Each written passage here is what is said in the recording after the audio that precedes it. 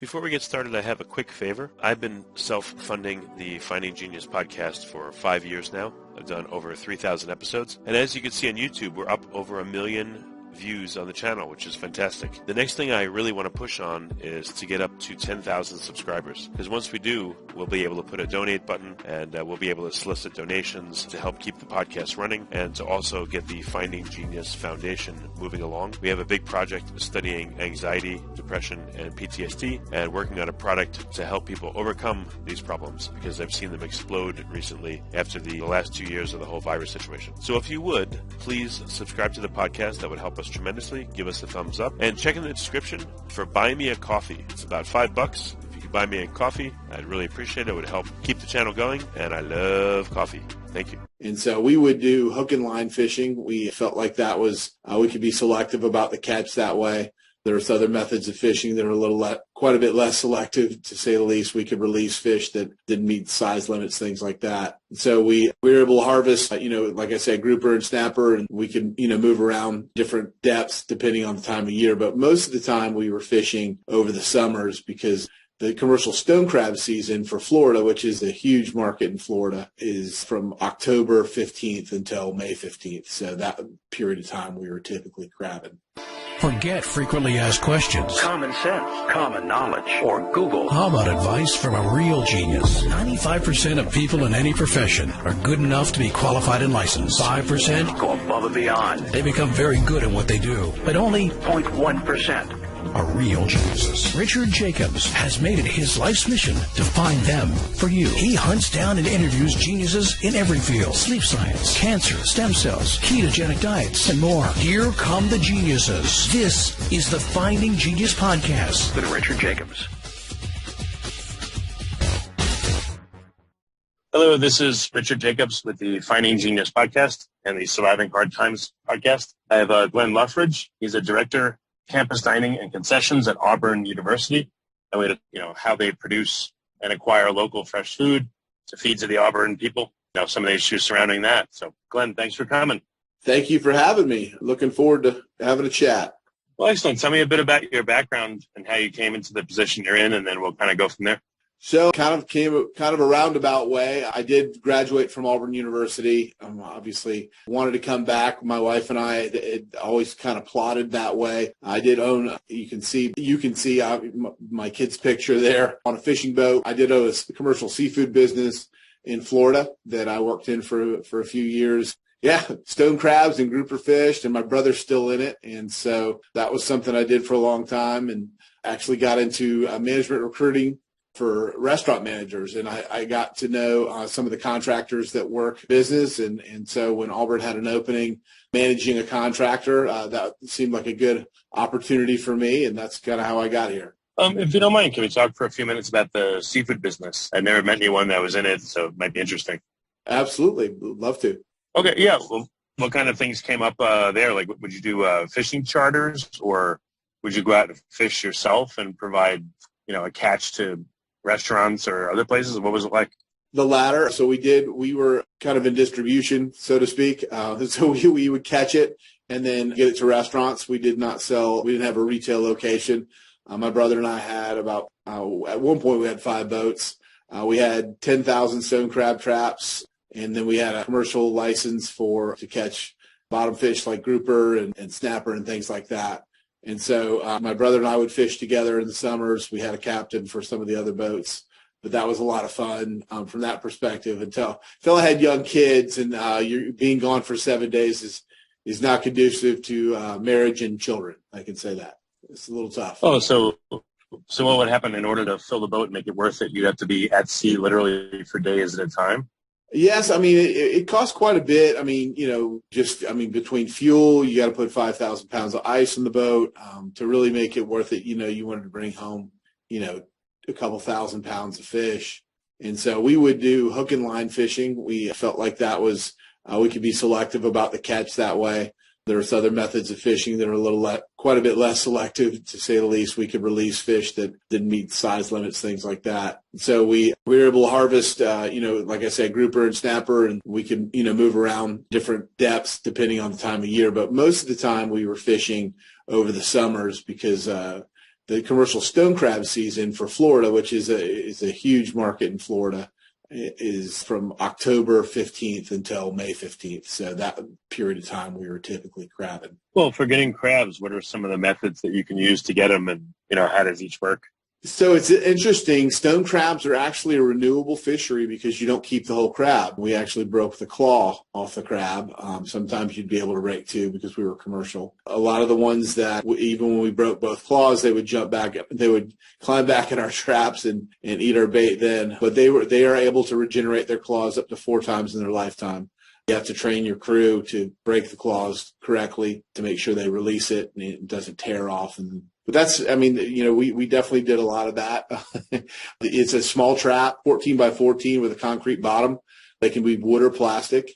They have a rope attached, and you have 10,000 of them. So they're not run together. Some people put them together and what we call long line them, but we typically just would go with individual traps. And you would pull a line of, say, 150 to 200 traps. You have 2 winches on the back end. If you've seen Deadliest Catch, they throw that grappling hook. We had long poles because we didn't have as big of boats. So we had about a 10-foot long, what we called a hook pole. You'd grab the line, throw it in the winch, reel it up, and then you'd have your crew would be clearing the trap of crabs, sorting anything that was too small. We'd go back over the side. Everything that met would be harvested, and then you throw the crab back and then bait the trap and push it over the side.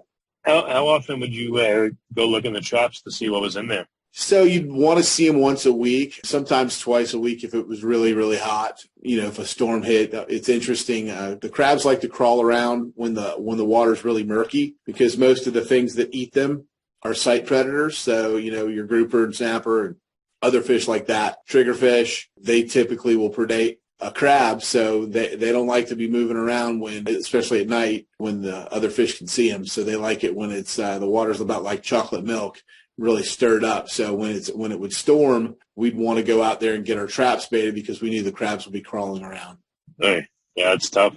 How would you know if how many times a crab's claw has been broken? Like, can you tell if someone's broken? That was before? actually no. There's no way to tell. The University of Florida did the research on that. I'm just citing their research that they could do it up to 4 times. That was what I heard and read, but that was nothing I could prove. I think they actually did it in a lab.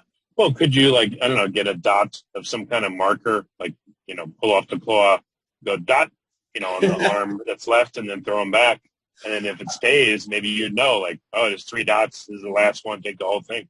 Well, the whole thing, they're not really edible. There's not a lot of meat in the main part of the crab, so it doesn't make any sense to take the whole crab. But as far as marking them, because crabs molt, it's hard to keep a mark on them because when they grow, they have that whole skin. Or that shell, then their outer skin hardens up again.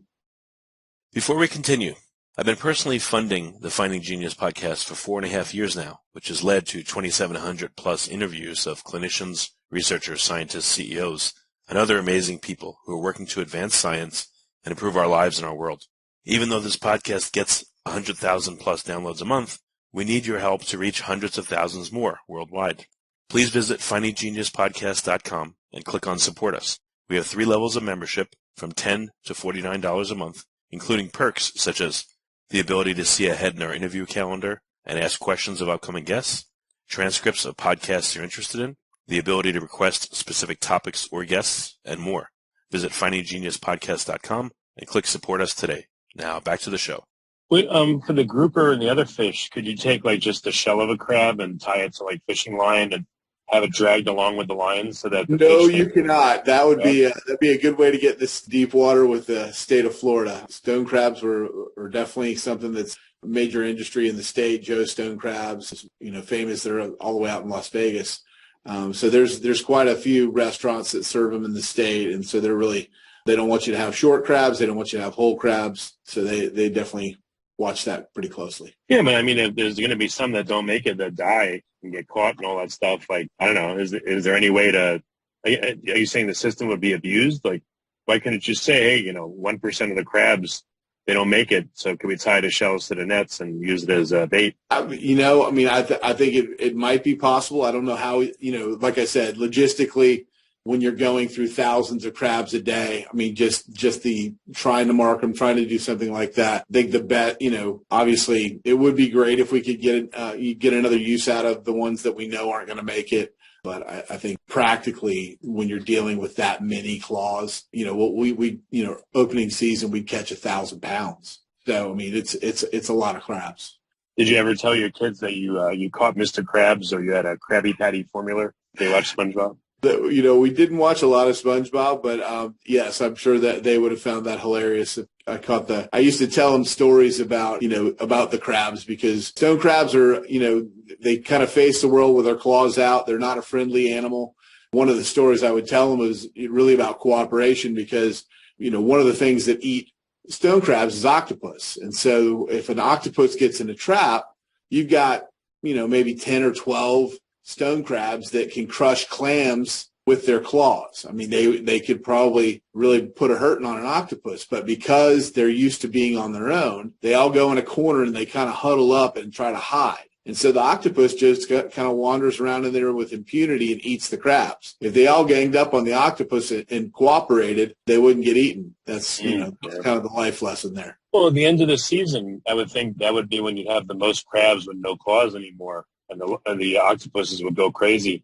So maybe it would be a good time to octopus fish a week or two after the season ends, because they'd be fat and happy, and it might be a lot of them. It was interesting. So the octopus typically would push them inshore about the middle. When the water started getting cold, the octopus would push them from offshore towards the inshore. And so you'd want the trick was to get traps ahead of the octopus, kind of pushing them inshore, because that you get a big bunch of crabs that way. But towards the end of the season, the octopus have already gone back offshore. It's just one of those vagaries of the way it worked. So we didn't see a lot of octopus in the spring. We saw them all with them before Christmas most of the time. Okay, gotcha. Well, I guess, all right, so transitioning to your current work at Auburn University, like what are your job duties and what do you do? And, ask some questions around that if that's okay. Sure, absolutely. The main thing I do is kind of the advocate between the university and our contractor. We have Aramark is our current food service provider. So we have 38 locations on campus that include food trucks, dining halls, coffee shops, all of the above. And then we have concessions in all of our athletic venues. So those are my primary duties. The things I do every day is just make sure that we're meeting the contract from both sides, that when there are opportunities for us to get better, let's say, that I'm communicating those, and that we're establishing a good understanding of what we expect every day, right? I mean, I think that's an important thing. You got to know where the wins are. It's hard enough. I mean, food service, I like to say we do 22,000 transactions a day. There's an opportunity for us to mess up at least one of those every day. And so we're going to have those, and we have to know that, but we also can react and try to not have the same ones over and over again. What does that mean? What do you mean mess up?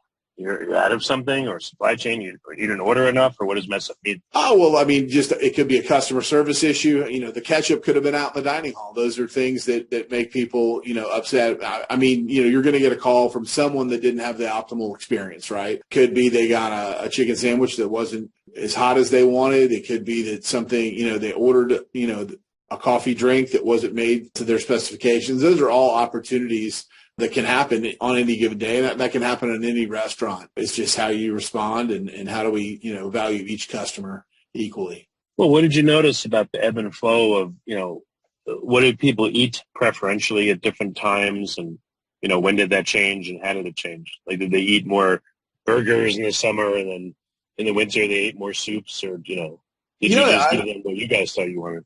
I think that what I find interesting is the way tastes evolve with, we have obviously freshman, sophomore, junior, senior.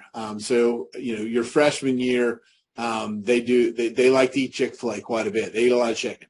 So fried foods, familiar favorites, pizza, things like tend to be more freshman fare. And as they grow older, our food trucks are most popular with our juniors and seniors, and it's a little, it's usually something that's, we have a local restaurant that has a food truck that has a crab cake sandwich, a very popular turkey wrap. We have a food truck that serves, has gyros and Mediterranean style food. We have one that has Indian food. We have one that has, Asian noodle type fare. So it's those types of things. I think that students' tastes evolve.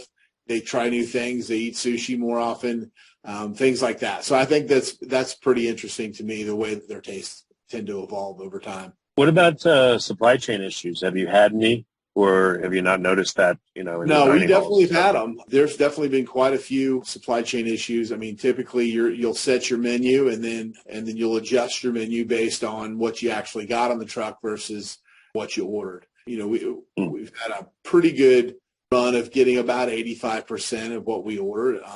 And so you can, add to things that are available to kind of get through. But, we've had a couple of days where I've seen several of the same protein on the menu. You typically like to mix it up a little bit, but sometimes, hey, we got a lot of pork loin, but we didn't get chicken this time. So we're going to have a couple of different pork loin type dishes. And so that's, and that's part of it.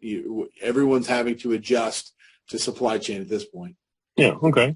Any other interesting phenomena you observed, that the public or the students don't see? Like, what are some of the big challenges you face with providing, enough food, the right food, a good experience, et cetera? Absolutely. I mean, I think some of the, labor has been a big challenge. I think that it's interesting to see how people, think people want to deal with people anymore, which is not a good thing. I think that we have a very demanding consumer in this day and age, and every restaurant that I currently know is having trouble with getting enough staff. And so it's a tough job. It's one that comes with demands. And from a time standpoint, it's not necessarily the highest paying job all the time, although it's gotten better. But I mean, I think that there's, with the economy the way it is, as far as there's plenty of jobs out there, so people are making different choices. I think hospitality is one of those things that you really has got to be in your blood a little bit.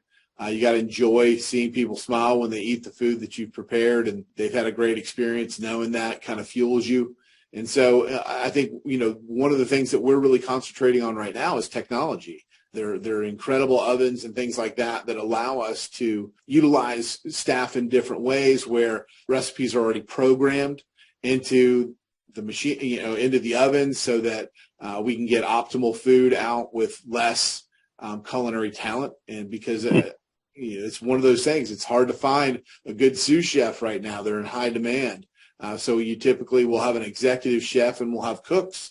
And so you've got really at the very top of the food chain, and then you've got kind of entry level. So it's important to be able to use that technology to kind of elevate your cuisine without having to without having the body. Because again, we've typically had sous chefs that've kind of been that midpoint where they're doing a lot of teaching along the line, helping cooks understand what we're trying to get out of each dish. And now you just don't have those folks. And so I think it's really helped us to utilize technology. Are there different levels of food that you can order, from the company, like grade A strawberries versus like grade B, or, Well, I'm sure there's all kinds of jokes like grade D, like fit for human consumption. Well, grade D is not going to go over here. We do specify that we do want grade A foods.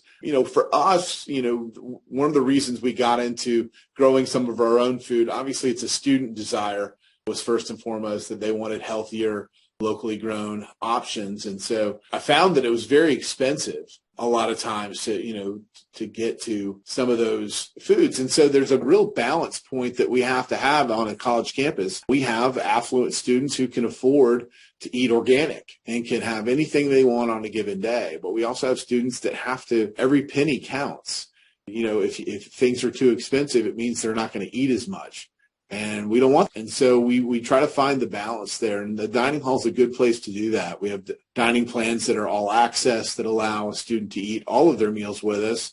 And so we want to make sure that we're exposing them to things that are healthy and hopefully that they find really interesting. And again, that's one of those things where we started growing our own produce to try to take advantage of that, to give students an experience that maybe they can't have somewhere else. We grow lettuce on campus and we harvest it and we bring it to dining hall that day. It's very hard to eat lettuce that was harvested the same day. I mean, I can tell you, unless you live in Yuma, Arizona, it would be hard to have access to it. I mean, that most of the lettuce that's grown and for this country is grown in Arizona, California, and Mexico.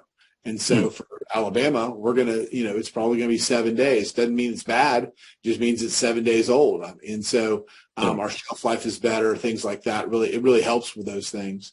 Tomatoes are another one. We have tomatoes that we're growing in our aquaponics system that I'll put up against anything. I mean, they are amazing tomatoes. They taste great. And we want the students to have that experience because hopefully that's going to create in them a preference for local food, for food that was allowed to vine ripen, things like that. So that's always been something that's really important. Yeah, how are people reacting to the stuff that you grow? Like, so you grow lettuce, and what else do you grow? We grow tomatoes, peppers, and again, we're working with the horticulture students and faculty. So sometimes we've grown quite a few cucumbers in the past. Grow, like I said, peppers and tomatoes. We pinos. We do romaine lettuce. We do a lot of leafy greens. We have some vertical farms called freight farms that we're growing a lot of our leafy greens out of. That gives us that's controlled environment, allows us to get exactly what we want on a given week. So it's very predictable. As long as the power doesn't go out, we've got 150 pounds of spring mix every Monday. Now that you get by Wednesday, but it's something that we can expect and we can feature, and students really love it. Yeah. Well, what does that do to the food you guys provide? So it's a mixture of what you guys grow and then what you guys buy off the trucks. Yes. Have you found what combination is enough to make the food, I don't know, stand out and be perceived as far better than just getting stuff off the truck only? Right. We do some branding, and we like to point that out, let people taste it. I mean, I think that they can taste the difference. I mean, it's very tender. Obviously, the nutritional value. I mean, my understanding is that you can lose up to 50% of the nutrition in lettuce each day after it's been harvested. That's something that's been cited to me, and so that just thinking about it in those terms, even if you take taste out of the equation. The fact that you're going to get so much more nutrition out of something that was harvested quickly like that. I think there is a opportunity for us to do a better job of, we're working on a branding effort now, and that is kind of the soup to nuts approach about food on campus, from where we grow it, where we serve it, what do we do with food that's left over. So we do have food each that we over prepare, and it's perfectly good food, never got served. And we are able to recover that with we have a food recovery network on campus that we built a space for. They're called campus kitchens. And so they've recovered 50,000 pounds of food in a year, from us and from some other local restaurants. And what do you mean recover? Like they resell it? Well, they don't sell it. No, sir. They actually do donate it to folks that are food insecure. So what we do is we freeze it. We have blast chillers. So typically this would be something that was in a hot box ready to go out on a line, because we have to be ahead, because, if you get 100 students that come, at 8 p.m., you got to be able to feed them. And so we've got some things that get prepared ahead of time to be able to serve fresh food made that day, every day. We don't hold it over for the next day. So that food typically would have been wasted. But we are able to take that, put it into a blast chiller, bring the temperature down quickly to make it safe. It then is transferred over to campus kitchens. Those students, it's all student-led. They pick it up from our dining hall. They take it over to their space, and they have a walk-in freezer in their space here on campus, and then they'll divide that out and portion it out into meals, and then they serve it to students who are here on campus if they need it, or they serve quite a few meals in the community as well. So what's it like at other schools? I don't know if you converse with the same person in your position at other universities. Like, is there a big variation in how universities do what you do, or do you feel like you're leading the way, or you're learning techniques from other places? So we have the number one chapter of I would say of Campus Kitchen for sure. It was a national organization. It's not one anymore. I do know that there are other food recovery networks. And I have to say that, I wasn't the one that created it. I'm just a big supporter and a big fan of these students who do such amazing work. There are different different schools handle food in different ways. I'm not sure how many of them have food recovery networks. I knew there are a few. University of Kentucky definitely comes to mind. They have a great program and really prize sustainability as far as local sourcing, as well as making sure that they have a place on campus where students can get inexpensive meals. They've got a great program for that. So different folks handle it different ways. For us, Campus Kitchens has been just an amazing student organization. One of my favorite stories is they do serve. There's a local, retirement community for folks that need assisted living care. Our students will actually go and they'll warm food up and take it there and eat with the residents. And what they found is it's created such a community because the residents would typically take their meals in their room until they knew they could come down and see kids that look like their grandkids. And they come down and meet with college students. And by doing that, they met their neighbors and began kind of a process where community got built in because they started seeing other people. They started making friends. And so it was a really big deal what they did. But it really speaks to how food and community are so inextricably linked.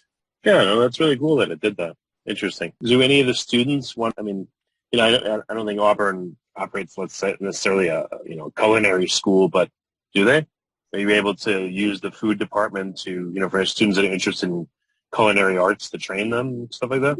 We actually have just finished building culinary school that's literally across the street from us. It's attached, so we have an excellent hotel restaurant management program and we now have a world-class facility that I would put up against anybody's. So we have our first class this year, and that is definitely something that we're excited about is the opportunities to partner going forward. Really, the students that are a lot of the students that are in Campus Kitchens are pre-med students. They need service hours, and it's been a great way for them to get service hours with something that really touches the public. But there's lots of other students that are involved as well. Yeah, no, that's really cool. There's a lot of things you can do with this that you are doing. It's really great. Absolutely. So, I'm sorry, go ahead. Oh, no, sorry. What areas do you think still need improvement or need to be pushed forward, and how? So for us, I think, we're struggling with composting a little bit. Just currently, Auburn is pretty landlocked, and and property values are very high. So finding a large tract of land where we could do composting has kind of been, a difficult situation. The other thing is that there's not many people that want to own composting. If I want to be blunt, it's a difficult. Nobody wants to deal with post-consumer waste, things like that. So we've kind of identified a system we'd like to implement. We're working with our facilities folks on campus to find a site where we can have an end-to-end composter, and that's definitely something we want to invest in because I feel like that kind of creates that perfect circle where we would be able to bring back food that would have been waste and can be composted and then turned into soil, and then we'd be able to use that to grow more food. That's kind of the point, right? To be able to return. What is composting perceived as like a low-level job, or are people not attracted to it at all? Well, it's expensive to do when you don't have a place. You know what I'm saying? So like if we had a program, if we had and we do have agronomy and soils, we are a land-grant university, but we've, a lot of our folks have concentrated on other endeavors, let's say. We don't have a researcher that was really focused on it. And that's really what I've been fortunate with horticulture.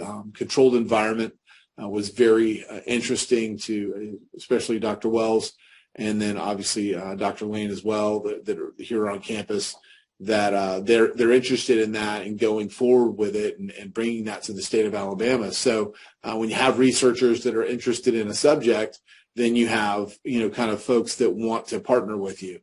We just haven't found that partner yet. We can bring some funding to the table for it, but it's just one of those things where it really, I can't own that. I've got a big job as it is, and it's not something I can do myself. Yeah, I understand. There's only so much you can do. But it sounds like you're doing a lot. Recovering 50,000 pounds of food each year is tremendous. That's really, really cool. Yeah, it's been something we've been very proud of. And really, again, it's prizing food as a resource. I think it's the most sustainable thing we can do is to recover food and feed those who are hungry. think it's really critical. Yeah. So, again, where is the program headed? Anything new that you're working on that is going to be rolled out soon, or something we are working on right now is we've been doing some research, and what we've linked is the average transactions a student has on campus in their final GPA. And what we did was we found that if you graph it, that students who have a lower GPA typically have lower transactions on campus, and students with a higher GPA have more transactions. And that really is not so much that eating makes you smarter, because I would love that to be true, because I'd be a genius. I eat here all the time. The problem is, or I guess the opportunity is, more time spent here. Everything that we have that's focused on student success, the community that we can build here, all of those things, they all reside on campus. And once you get home to your apartment or somewhere across the street, you're more than likely going to be tempted by, the potential 12-pack in your fridge or whatever else, your Xbox, Instagram or TikTok, whatever that is. It just makes it hard to come back maybe in the afternoon or to focus the way you need to succeed. And so it's really what I like to think of us as is an incentive for students to spend more time here. And so that's really where my focus is how do we continually create spaces that students want to be in? And if we can do that, whether that's with food, whether it's a coffee shop, whatever that is, if it's a space they want to hang out in, we're actually helping them succeed academically. We've actually gone back 4 years now and looked at a 4-year trend, and there's about a 38% difference between, say, a 2.0 student and a 4.0 student, and how many transactions that they had actually on campus. So it's it's not a function of eating here. It is a function of being here. What about I don't know if this would be counterproductive, but what if you did like an internal DoorDash type service where students could sign up and you deliver it to their dorm rooms, or at night you deliver? Again, they maybe pay a little extra, but the students that could afford it, maybe that would help save them time and et cetera, or maybe it would backfire. I don't know. Well, I mean, I think it's interesting. It's one of those, that's a question that comes up a lot for me is that, how far do we want to go to make it convenient, or do we really want them to come down from their room and go eat dinner with their peers? I think we have to be careful. So a late night food service, absolutely. I think that's a great opportunity for us. If we can, staffing it might be problematic at the moment, but if we could get there, I'd love it. I'd love to be able from say 9 p.m. on till say 2 a.m, be able to deliver food to students. That'd be great and safe. But really for dinner, we really want them to come down and eat in community. I mean, I think we feel like that's such an important part of your growth, of getting to know your peers, of connecting to Auburn. Our student experience is excellent. We've been rated, I think in 2021, we were rated by the Princeton Review as the happiest students, which is a great thing to have as far as if you're gonna have a claim to fame. Having happy students is not a bad one. So so that's kind of one of those things. We really want them to get this opportunity that they have to get to know each other, to spend time, and to really get that Auburn experience that we feel like is really high value. No, that makes a lot of sense.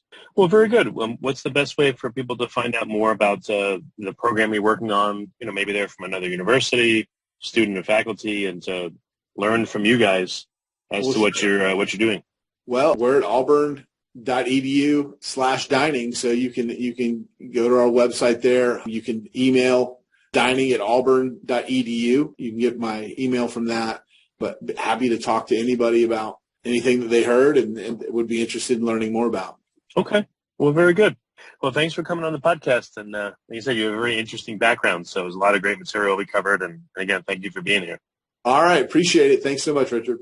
If you like this podcast, please click the link in the description to subscribe and review us on iTunes. You've been listening to the Finding Genius podcast with Richard Jacobs. If you like what you hear, be sure to review and subscribe to the Finding Genius podcast on iTunes or wherever you listen to podcasts. And want to be smarter than everybody else? Become a premium member at findinggeniuspodcast.com. This podcast is for information only. No advice of any kind is being given. Any action you take or don't take as a result of listening is your sole responsibility. Consult professionals when advice is needed.